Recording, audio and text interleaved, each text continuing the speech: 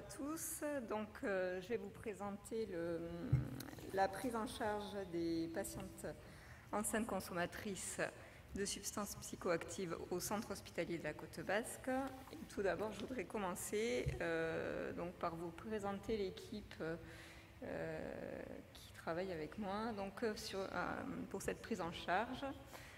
On est un petit peu nombreux. Il y a beaucoup de monde qui s'occupe de toutes ces patientes. Donc ici, vous avez Madame Claire Jabre, qui est sage-femme, qui fait des consultations d'aide au sevrage tabac. Le docteur Ambarek, qui est pédiatre à la maternité. Madame Natacha Michaud, qui est psychomotricienne. Le docteur Petra Zuyette, qui fait les échographies. Madame Émilie Beltran, la psychologue du pôle mère-enfant. Le docteur Gérard Campagne, addictologue, et le docteur Marie-Hélène Vignelongue, qui est obstétricienne. Ah mais pardon, il faut passer. Donc, autour de cette équipe, il y a 2 postes de consultation de sage-femme. Le premier poste de consultation a été créé en 2003. C'est un poste de consultation d'aide au sevrage tabac, donc qui est rattaché au pôle mère-enfant, qui est occupé à 50% équivalent temps plein par une sage-femme, donc Claire, qui travaille sur le centre hospitalier de Bayonne et sur le centre périnatal de proximité de Saint-Jean-de-Luz. Elle prend en charge les patientes fumeuses sans comorbidité qui sont adressées par les professionnels après un échec dans une prise en charge de substitution de première intention, car les professionnels sont formés et sensibilisés à la prescription de traitements de substitution nicotinique de première intention. Très vite après la création de ce poste, il a été évident qu'il y avait des patientes avec des pathologies plus complexes qui demandaient un petit peu plus de temps de coordination. Et donc, à partir de 2011, suite à une réponse à un appel à projet, on a pu mettre en place le poste de coordination d'addiction et périnatalité qui, lui, est rattaché au pôle d'addictologie, occupé par une sage-femme à 50% équivalent temps plein. Actuellement, c'est moi qui occupe ce poste. Je ne me suis pas présentée, je suis Corinne Revel, sage-femme. Donc, ce poste comprend des consultations d'addictologie, du temps de coordination et du temps de prévention, promotion de la santé. Et donc, ça permet une prise en charge des patientes qui présentent une addiction au tabac associée avec des comorbidités psychiatriques ou bien des patientes qui sont polyconsommatrices.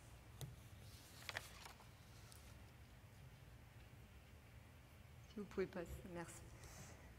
Donc, l'organisation qui adresse les patientes à l'équipe, en fait, c'est une prise en charge qui est pluriprofessionnelle. Donc, les patientes peuvent être adressées par de multiples professionnels, que ce soit le médecin généraliste, les structures d'addictologie si les patientes sont déjà suivies, le médecin psychiatre, les services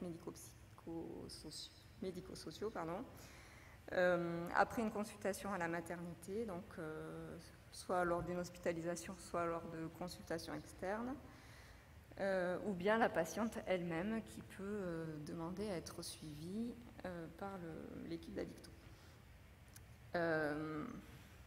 Et donc elle sera adressée à l'équipe transversale via la sage-femme coordinatrice.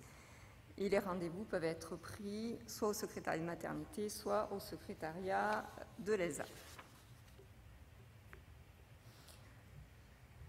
Les objectifs du suivi, c'est améliorer le suivi des grossesses de ces femmes consommatrices, d'initier ou de poursuivre les soins d'addictologie, de ce fait pouvoir diminuer les risques obstétricaux et néonataux et d'anticiper le suivi postnatal qui va être à mettre en place et évidemment prévenir les risques pour une future grossesse.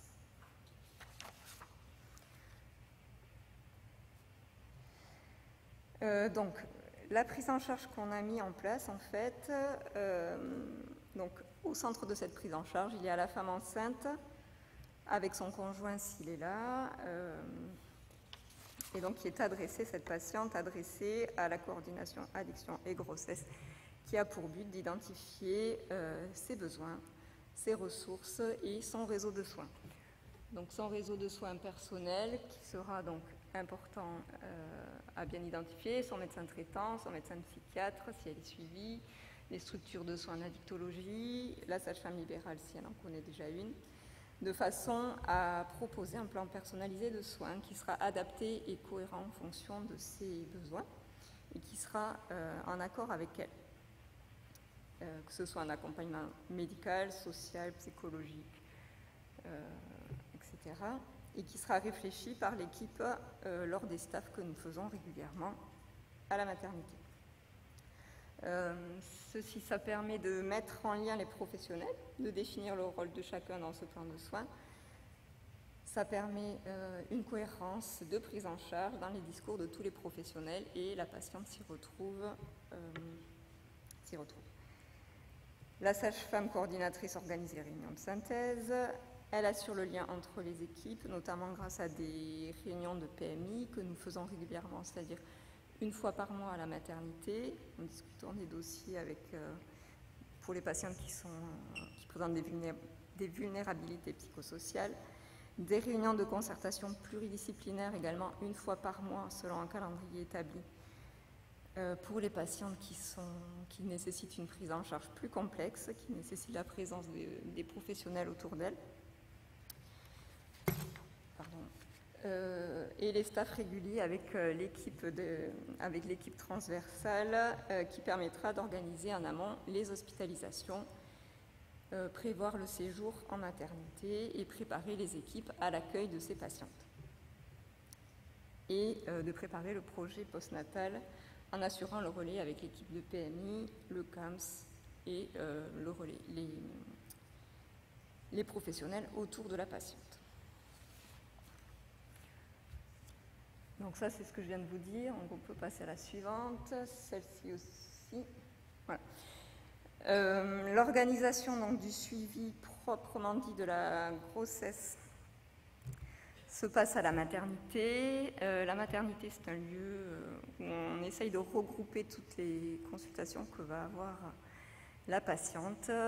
Donc, on essaye de regrouper dans la même journée ces rendez-vous avec l'échographiste, la consultation d'obstétrique, le rendez-vous avec la psychologue, le rendez-vous pour le suivi addictologique. Tout en sachant qu'il faut être prêt à changer les horaires, solliciter la patiente qui parfois ne vient pas et lui reproposer d'autres créneaux. Donc vraiment besoin d'adaptation constante pour voir ces patientes pour lequel il ne faut pas perdre le suivi. Donc le suivi, c'est très important.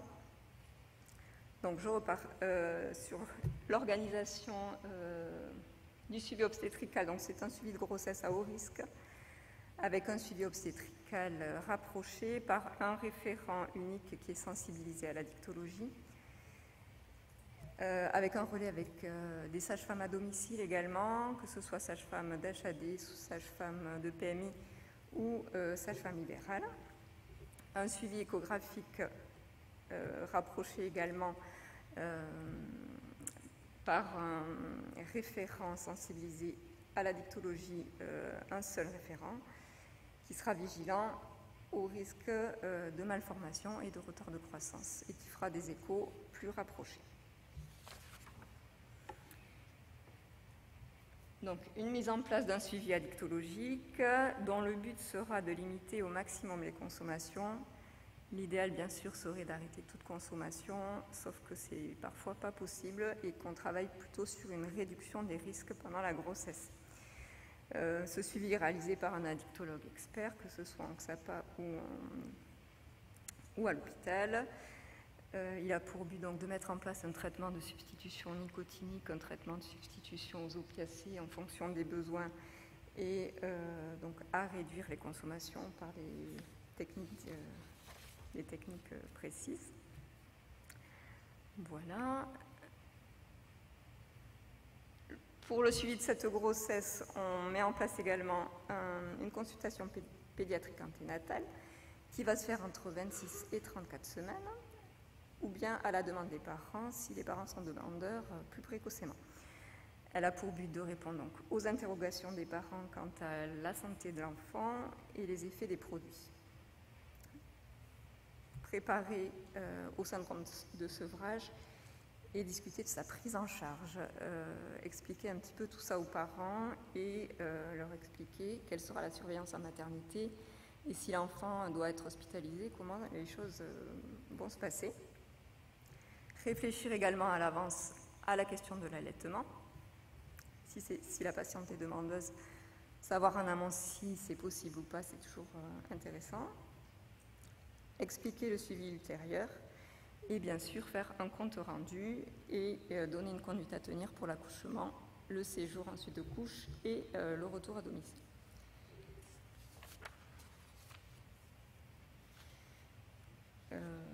Celle-ci, je vais passer.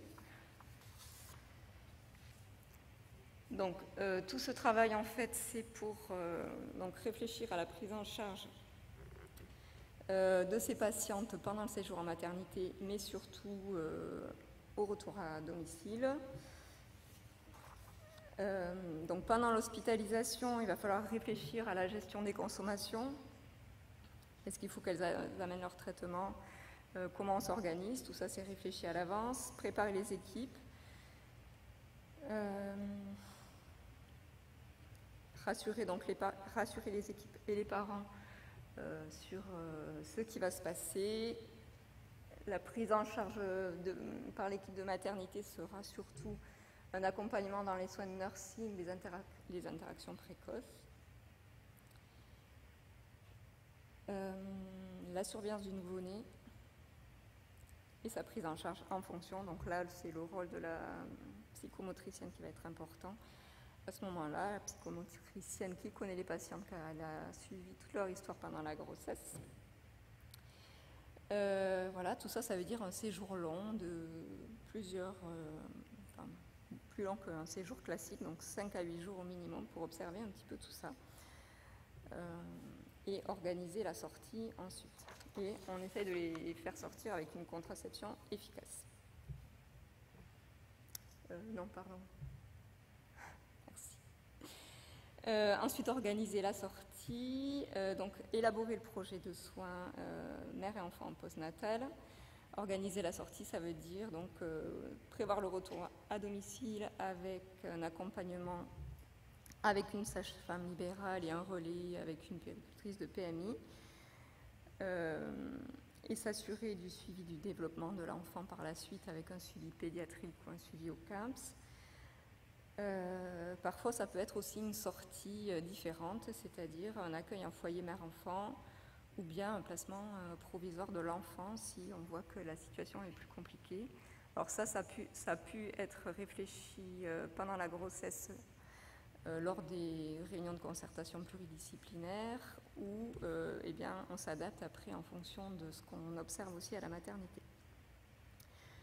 Et bien sûr, assurer le suivi addictologique de la mère pour éviter tout risque de rechute par la suite, parce que ça, c'est aussi très important. Voilà, et faire toujours le relais avec son réseau de soins qu'on retrouve, donc le médecin traitant, le médecin psychiatre, l'adresser au centre d'addictologie, etc. Donc ça, je vais passer, c'est ce que je viens de vous dire, ça aussi.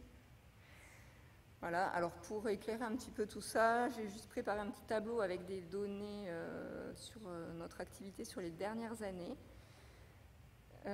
Donc juste pour illustrer, en consultation d'aide au sevrage tabac, nous suivons entre 100 et 130 patientes par an. Des patientes polyconsommatrices, donc entre 40 et 50 patients par an, ce qui représente entre 6 et 8% des patientes qui ont accouché au centre hospitalier de la Côte Basque. C'est peut-être pas des chiffres très élevés, peut-être qu'on peut améliorer un petit peu le repérage et la prise en charge. Voilà. Et peu de consultations postnatales aussi sont réalisées encore aujourd'hui. En 2019, pour juste vous illustrer également, nous avons suivi donc 43 dossiers ont été staffés par le groupe et 11 dossiers ont été présentés en réunion de concertation pluridisciplinaire, parmi lesquels il y en avait 9 qui étaient des patientes polyconsommatrices.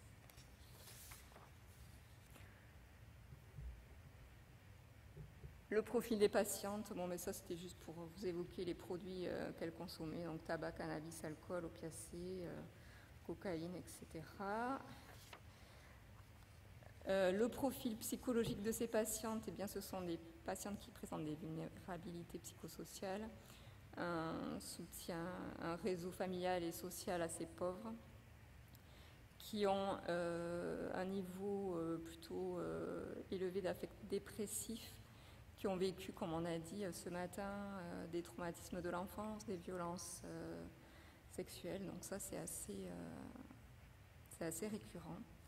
Malgré tout, ces femmes ont un sentiment de culpabilité et de honte, car elles ont peur d'une éventuelle complication ou malformation chez leur enfant. Et ce qui nous met souvent en difficulté, en fait, ce sont les troubles psychiatriques associés à l'addiction qui sont sous-diagnostiqués, c'est-à-dire ces patientes qui ne sont pas suivies sur le plan psychiatrique, mais qui présentent des troubles anxieux, des troubles dépressifs, des troubles des conduites alimentaires ou des troubles de la personnalité de type borderline. Donc ces patients nous mettent en difficulté et dans l'équipe, on aimerait bien avoir un psychiatre spécialisé en périnatalité pour parfois pouvoir orienter ces patientes. Alors, les attentes de ces femmes consommatrices, avec leur profil particulier, c'est d'être accueillies malgré tout, comme toutes les femmes enceintes, ne pas être jugées, pouvoir se confier à un professionnel de santé, trouver des réponses cohérentes à leurs questions, avoir un enfant en bonne santé et ne pas être séparée de lui. Ça, c'est toujours... Donc, en conclusion, la prise en charge de ces patientes aujourd'hui, ce que nous faisons à l'hôpital de Bayonne, c'est de se recentrer sur le lien mère-enfant, donc favoriser l'état de grossesse plutôt que la problématique addictive, dans un lieu unique de prise en charge qu'est la maternité, et autour d'une équipe pluridisciplinaire de professionnels formés et coordonnés donc, par la sage-femme référente qualifiée en périnatalité et addiction. Voilà pour moi, merci.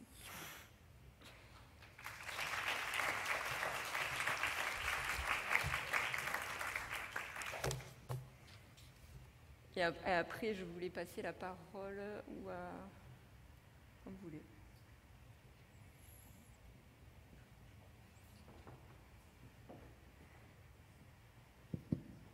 Oui, bonjour. Je voudrais remercier Corinne pour cette présentation et dire surtout le plaisir que j'ai à travailler dans une équipe. Je me rends compte que ça fait maintenant 10 ans. Et voilà, la complémentarité de nos points de vue autour de ces femmes va au-delà de ce qui aurait pu être parfois des divergences. Et en tout cas, moi, j'apprends beaucoup de choses.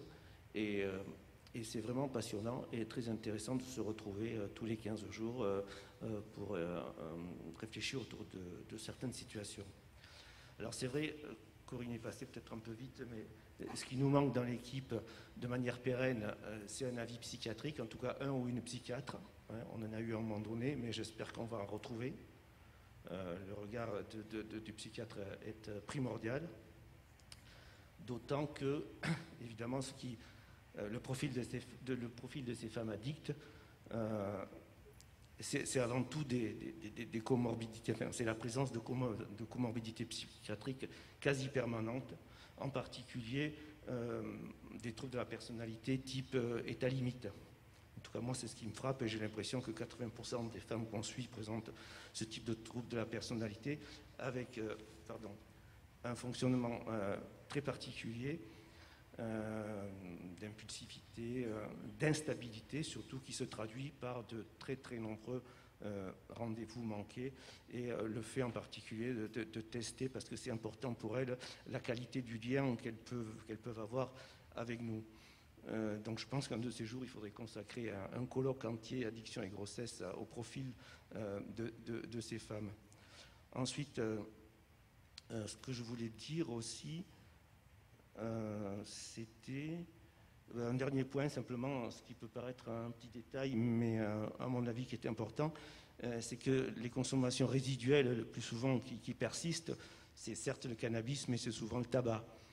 Et là, à ce niveau-là, à notre niveau, on n'hésite pas à faire la promotion du vapotage de la cigarette électronique en tant qu'outil de réduction des risques. Il nous arrive même de fournir des outils de vapotage à des femmes enceintes quand nous-mêmes nous en disposons de la part de certaines associations.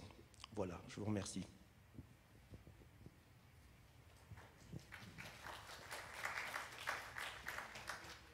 Bonjour, donc moi je suis l'obstétricienne du groupe. Je voulais dire que bien sûr c'était aussi très important de travailler en équipe et que quand même la prise en charge de ces patientes nous prenait énormément de temps et d'énergie pour essayer de les entourer, mais qu'en retour elles sont très sensibles à l'effet de cocooning et de prise en charge et qui peuvent vraiment les aider à affronter leurs problèmes au décours de la grossesse. Voilà, depuis que l'on a commencé à travailler, je suis vraiment interpellée sur le profil de ces femmes addictes qui ont vécu plus de 80% des traumatismes dans leur histoire personnelle. Et c'est vrai que même nous, en tant que professionnels, c'est quelque chose que j'ai découvert au fur et à mesure avec les histoires de violence, d'agression, de psychotraumatisme de l'enfance, qu'il y a un énorme travail à faire et que nous avons vraiment besoin, comme le disait Madame Cassen ce matin, de traiter le psychotraumatisme et que vraiment nous sommes en déficit de professionnels ou de solutions. Parce que pour pouvoir essayer de les aider, c'est pas toi Gérard qui va dire le contraire, au niveau de la dictologie, il faut aussi traiter l'influence de ce qu'elles ont vécu. Que voilà, il y a vraiment beaucoup d'énergie qui est mise parce que c'est vrai qu'elles sont assez difficiles et difficiles à cerner et que nous, notre but quand même aussi, c'est d'essayer de favoriser le lien mère-enfant et que donc il y a énormément de travail à faire. Voilà.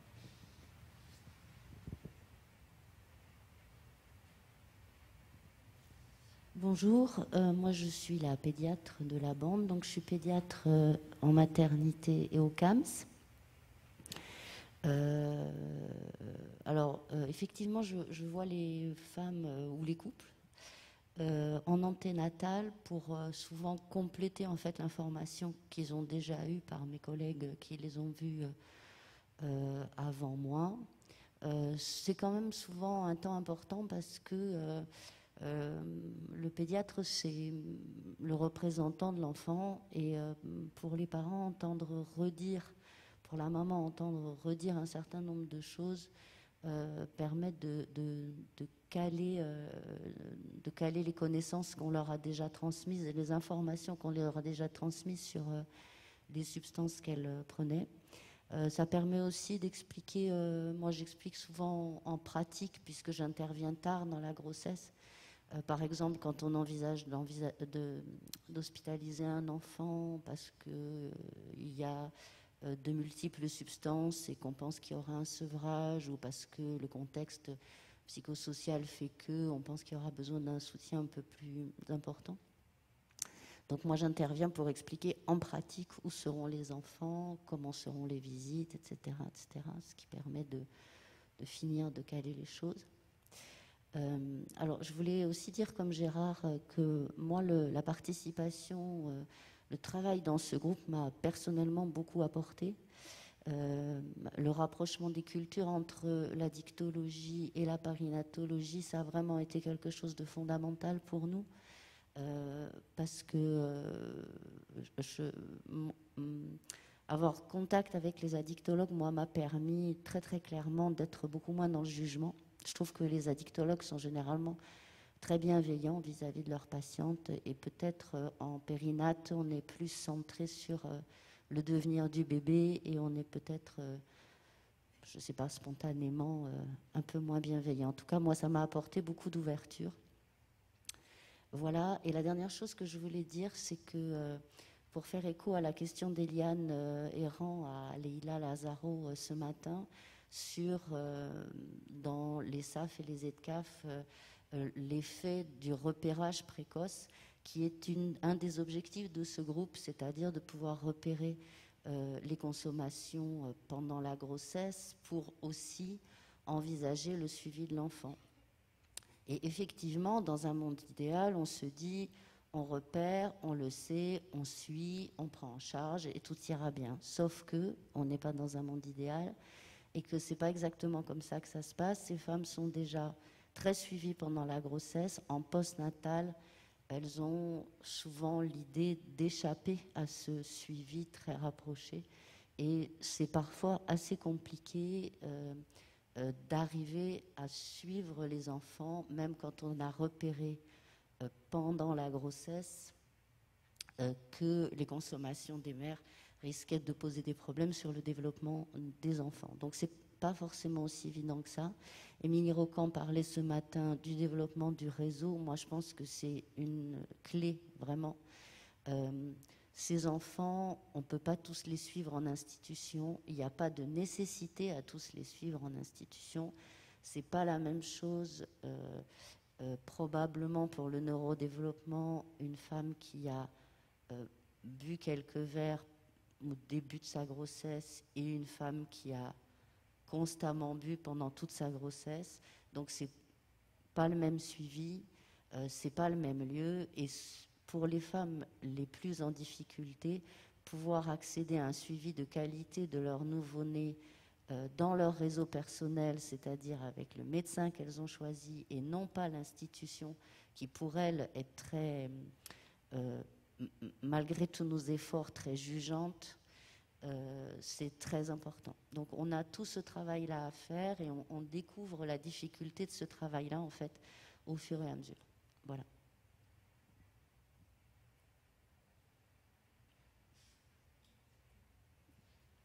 Est-ce que vous avez des questions? Je vais passer la parole, je vais faire mon rôle, sinon je ne sers à rien. Mais alors je dois dire que je suis très heureux de voir toute l'équipe qui est là, c'est formidable.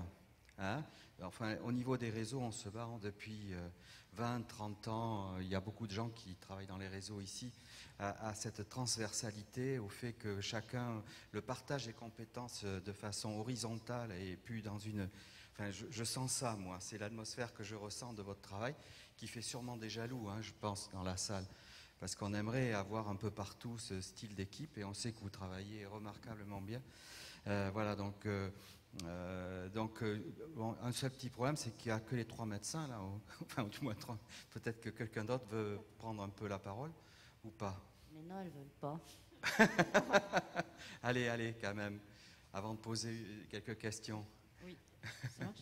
Oui, moi je suis Mille Beltran, je suis psychologue du coup sur la maternité, la réanimation néonatale et le CAMS. Donc moi aussi c'est avec grand plaisir que je travaille avec tous mes collègues et on est assez complémentaires.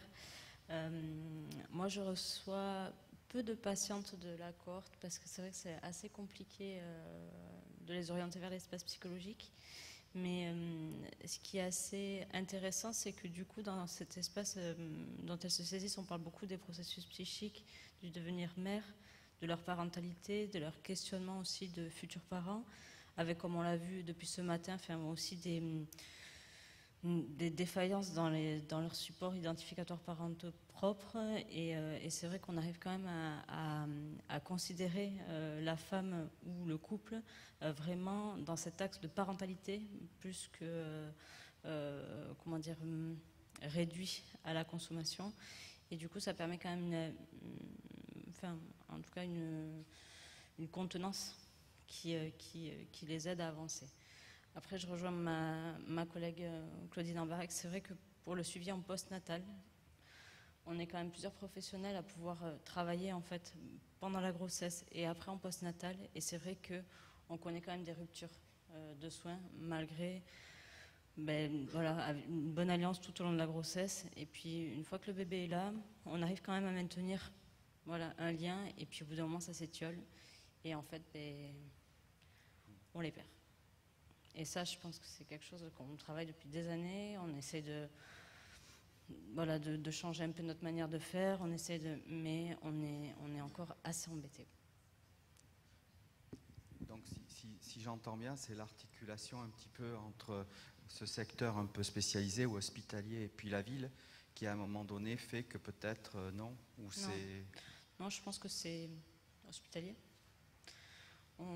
Et ça dépend aussi du profil, aussi des familles. Et bon, peut-être si vous avez des idées. Nous, on est preneurs. Oui.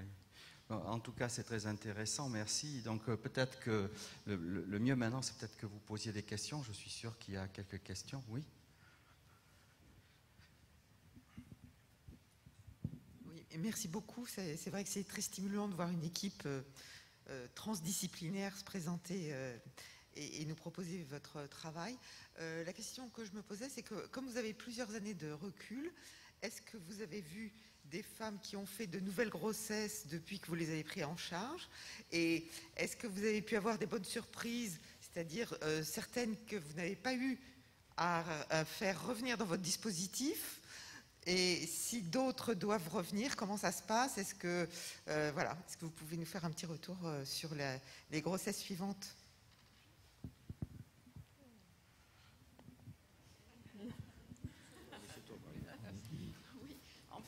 Pas beaucoup de bonnes surprises quand même. Hein. Mais j'étais en train de chercher peut-être quelques-unes. Corinne, vous avez dans la tête. Mais ce n'étaient pas des cas importants de polyaddiction. Hein. Non. Les cas importants de polyaddiction, malheureusement, Gérard, elles retombent et puis on les perd de vue. On a beaucoup de mal aussi à parler contraception, à essayer de les protéger. C'est parfois un peu désespérant, c'est sûr. Mais Gérard? Oui, effectivement, j'essaie de remémorer certaines situations, mais oui, on a vu des femmes qui étaient enceintes 2 fois successivement. Ce que je voulais dire, c'est qu'il y a toujours une embellie pendant, quand je parle en termes de comorbidité psy et d'addiction, il y a souvent une embellie pendant la grossesse qui se poursuit pendant les 6 premiers mois, voire la première année, mais évidemment, dans un second temps, la plupart de ces femmes sont rattrapées par leur psychopathologie et ça devient souvent de nouveau chaotique. Si placement de ces enfants il survient souvent dans un second temps, voire un petit peu plus tard. Mais ce que j'oublie de dire tout à l'heure, c'est qu'aussi on a quand même beaucoup de, comme le disait Marie-Hélène Vigneron, on a quand même beaucoup de gratification. Et ça me fait penser à cette jeune femme-là qui est arrivée d'une région, d'un département limitrophe qui était sous traitement de substitution et qui est rentrée dans le circuit et qui me disait encore il n'y a pas longtemps, elle a eu son enfant évidemment, qui avait malheureusement des pieds beaux et dont les pédiatres se sont aussi occupés, qui me disait il n'y a pas longtemps, eh bien dis donc, je ne pensais pas qu'on s'occuperait de moi comme ça. Et ça a été, c'était quelque chose de fort et d'important parce qu'elle a bien vu toute l'énergie qu'on pouvait mettre à l'accompagner et elle a su nous remercier.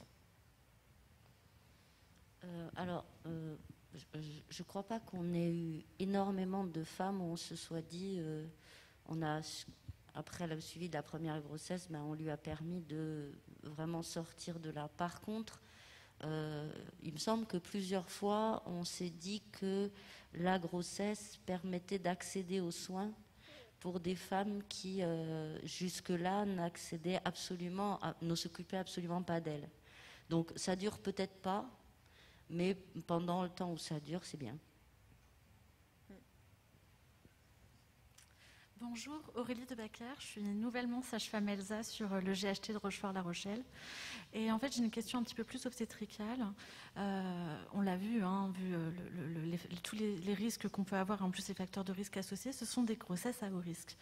Or, au niveau obstétrical, c'est assez difficile de protocoliser un petit peu une certaine surveillance. Et j'avais eu une question là-dessus. En fait, quelle surveillance vous mettez en place?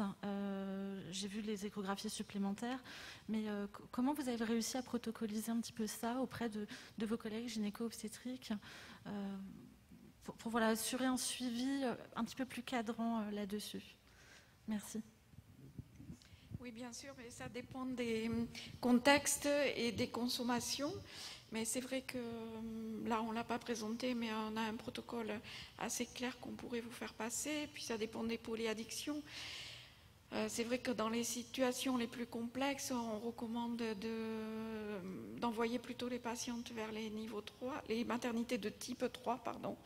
Et voilà. Et après, en dehors des mois de formation, c'est surtout le suivi des risques par rapport à la prématurité et à la croissance fœtale.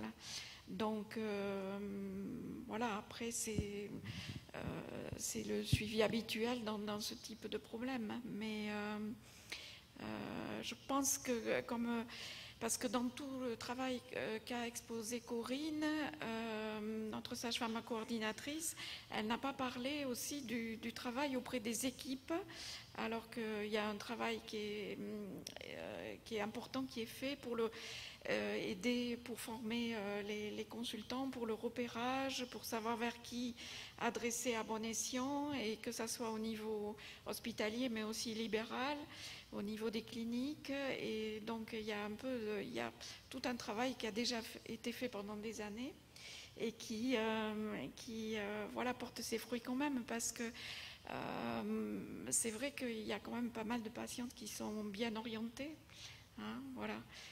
Donc les protocoles, voilà, on s'adapte en fonction de ce qui se passe pendant la grossesse, mais on pourrait vous donner, si vous voulez, si ça vous intéresse plus particulièrement, ce qu'on fait, mais on s'adapte à la gravité de la situation.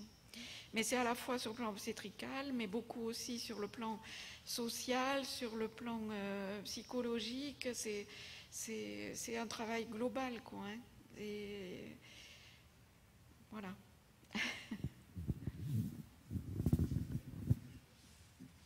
Peut-être juste un mot. Martine Valadé-Janel, médecin ARS, et je vous ai écouté et je trouve passionnant la façon dont ça a évolué, dans cette approche transdisciplinaire, tout le travail qui se fait, qui se continue.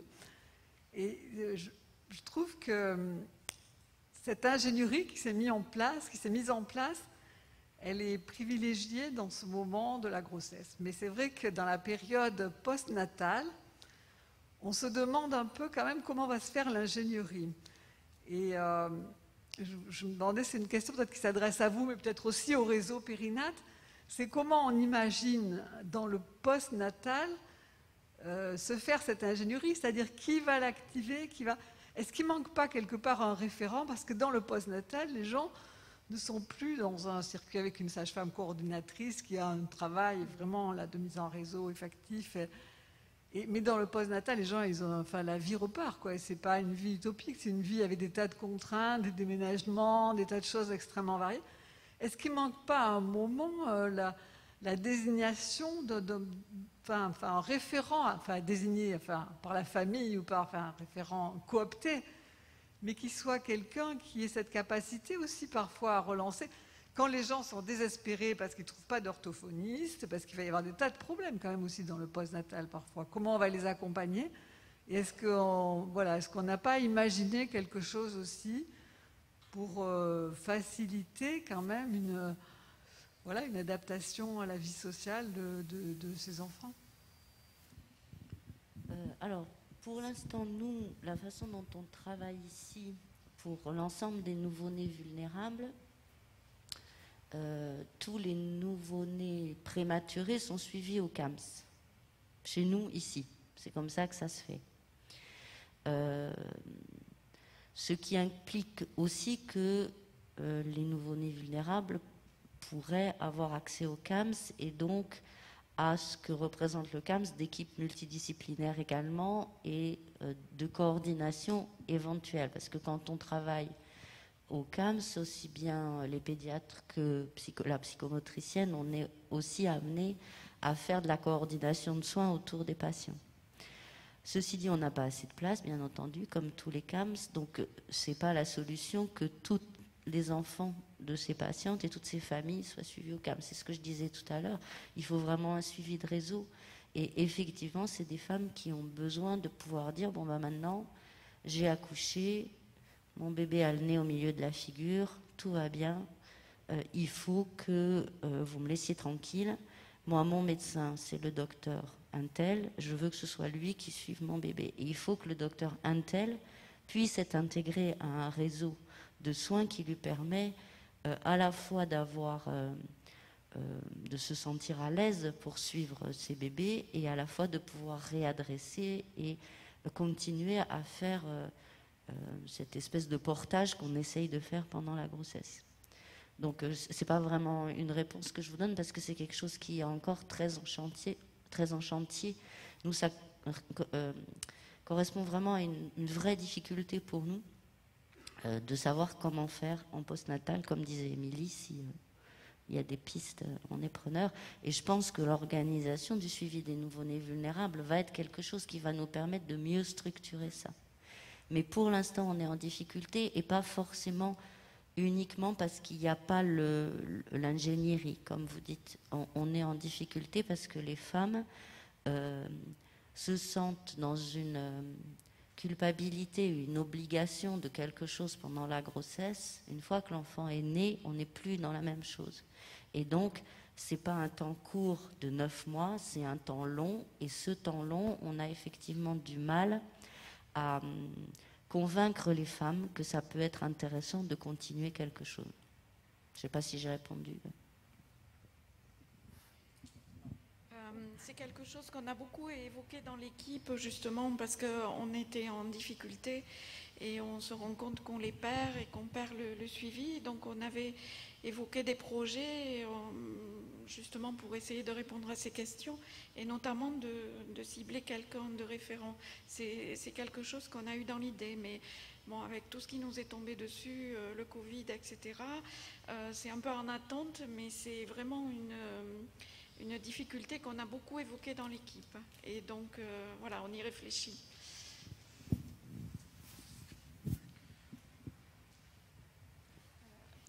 Virginie, une dernière question. J'allais répondre juste quelque chose.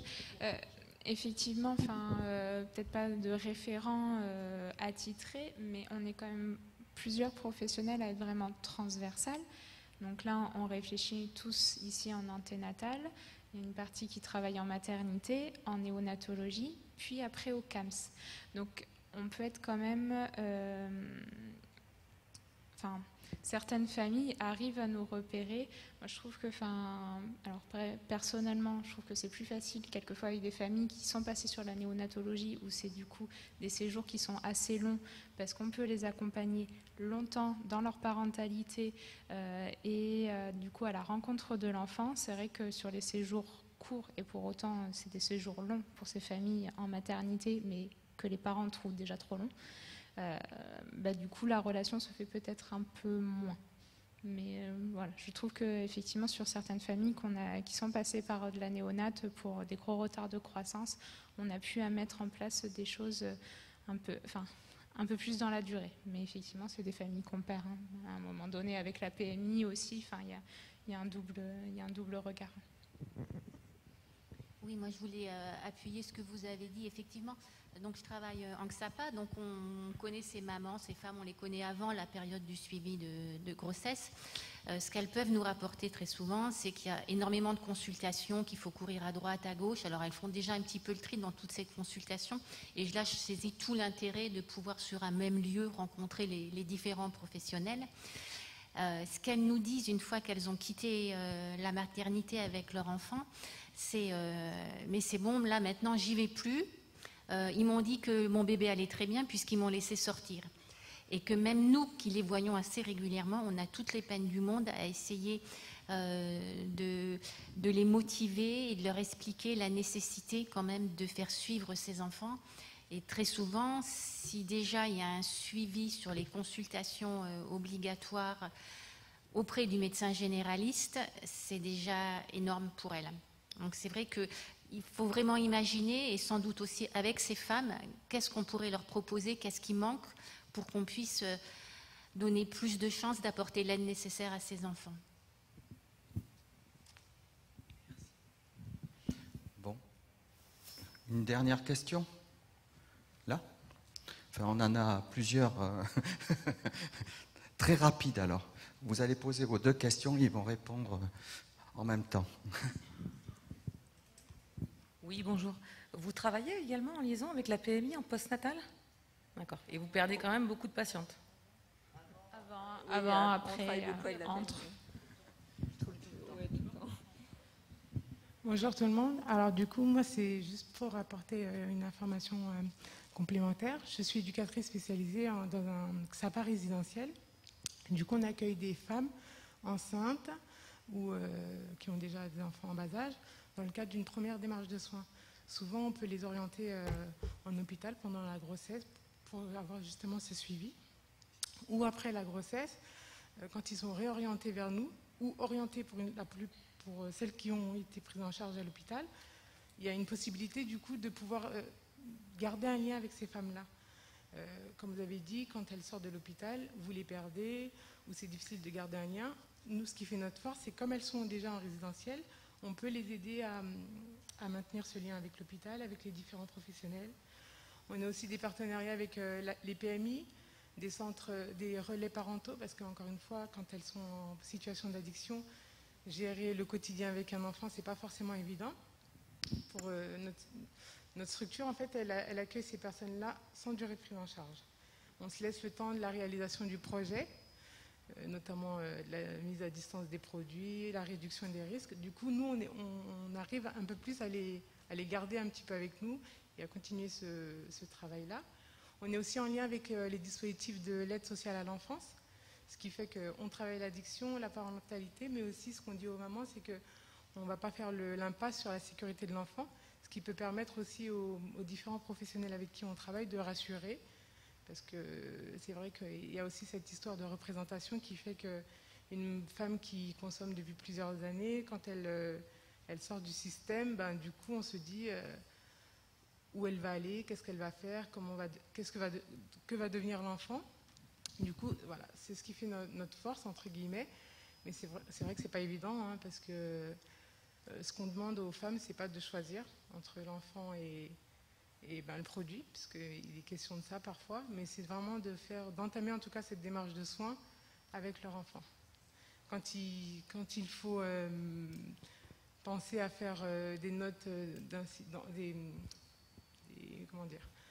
des informations préoccupantes, pour le coup, on se met en lien avec les professionnels.